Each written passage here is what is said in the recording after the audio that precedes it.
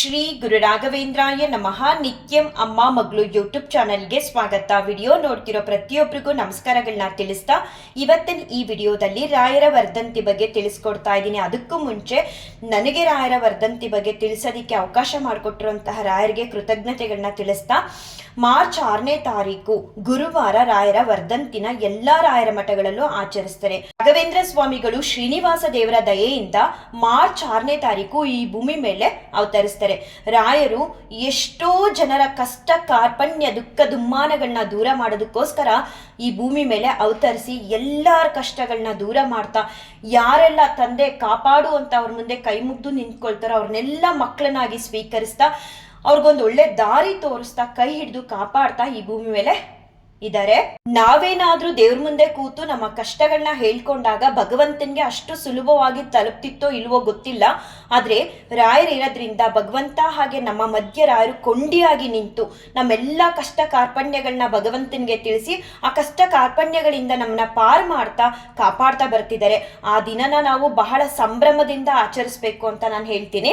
ರಾಯರು ಭೂಮಿ ಮೇಲೆ ಅವತರಿಸಿ 430 ವರ್ಷಗಳಾಗಿದೆ. ಹಾಗೆ ಅವರಿಗೆ ಪಟ್ಟಾಭಿಷೇಕ ಆಗಿ 404 ವರ್ಷಗಳು ಆಗಿದೆ. ಈ ಫೆಬ್ರವರಿ 6ನೇ ತಾರೀಕು ಬಹಳ ವಿಶೇಷವಾದ ದಿನ. ಏನಂದ್ರೆ ಆ ದಿನ ಮಧ್ವ ನವಮಿ. ರಾಯರ ಅಚ್ಚುಮೆಚ್ಚಿನ ಜಗದ್ಗುರುಗಳಾದ ಮಧ್ವಾಚಾರ್ಯರ ಮಧ್ವ ನವಮಿ ಇದೆ ಆ ದಿನ ನಾವು ರಾಯರ ಹತ್ರ ಸಂಕಲ್ಪ ಮಾಡಿಕೊಂಡು ಅವತ್ತು ಶುರು ಮಾಡಿ ಇನ್ನು ಫೆಬ್ರವರಿ 28ನೇ ತಾರೀಕುವರೆಗೂ ನಾವು ರಾಯರಿಗೆ ಯಾವುದಾದ್ರೂ ಸೇವೆಗಳನ್ನ ಮಾಡೋದ್ರಿಂದ ಬಹಳ ವಿಶೇಷವಾದ ಫಲನ ನಾವು ಪಡ್ಕೋಬಹುದು. ಅಕಸ್ಮಾತ್ ಆ ದಿನಗಳಲ್ಲಿ ನಮಗೆ ಸಾಧ್ಯ ಇಲ್ಲ ಅಂತ ಅಂದ್ರೆ 28ನೇ ತಾರೀಕು ಫೆಬ್ರವರಿಯಿಂದ ಮಾರ್ಚ್ 6ನೇ ತಾರೀಕು 7 ದಿನಗಳು ಏನು ಸಪ್ತೋತ್ಸವ ಅಂತ ಹೇಳ್ತೀವೋ ಆ ದಿನಗಳಲ್ಲಿ ನೀವು ವಿಶೇಷವಾದ ರೀತಿಯಲ್ಲಿ ರಾಯರಿಗೆ ಸೇವೆನ ಸಲ್ಲಿಸೋದ್ರಿಂದ ರಾಯರ ಕೃಪೆಗೆ ನೀವು ಪಾತ್ರರಾಗ್ತೀರಾ. ಹಾಗೆ ಅವರ ಅನುಗ್ರಹ ಕೂಡ ನೀವು ಪಡ್ಕೊಳ್ತೀರಾ. ಈ 6ನೇ ತಾರೀಕಿಂದ ಯಾಕೆ ಮಾಡಬೇಕು ಅಂತ ಅಂದ್ರೆ 6ನೇ ತಾರೀಕು ಮಧ್ವ ನವಮಿ ಗುರುವಾರ ಶುರುವಾದ್ರೆ ಫೆಬ್ರವರಿ 28ನೇ ತಾರೀಕು ಶನಿವಾರ 24 ದಿನಗಳು ನಿಮಗೆ ರಾಯರ ಸೇವೆ ಮಾಡೋದಕ್ಕೆ ಸಿಗುತ್ತೆ.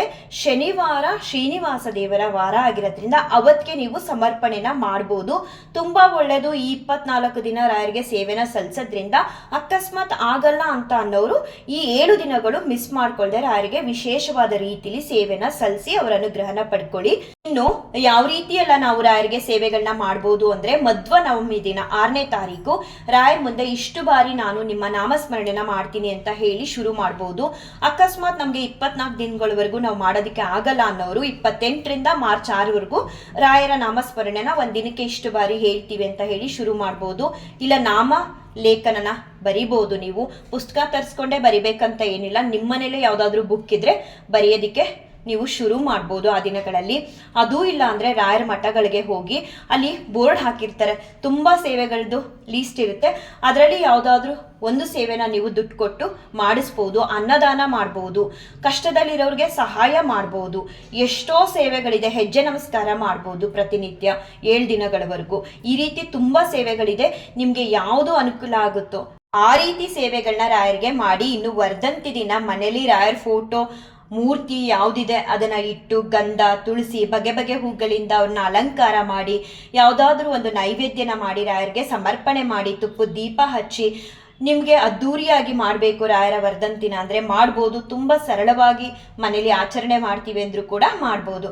ರಾಯರು ಎಲ್ಲರನ್ನೂ ಕಾಪಾಡಲಿ, ಎಲ್ಲರಿಗೂ ಒಳ್ಳೇದು ಮಾಡಲಿ ಅಂತ ಬೇಡ್ಕೊಳ್ತಾ ಈ ವಿಡಿಯೋನ ಎಂಡ್ ಮಾಡ್ತೀನಿ. ಶ್ರೀ ಕೃಷ್ಣಾರ್ಪಣಮಸ್ತು, ಶ್ರೀ ಕೃಷ್ಣಾರ್ಪಣಮಸ್ತು, ಶ್ರೀ ಕೃಷ್ಣಾರ್ಪಣಮಸ್ತು.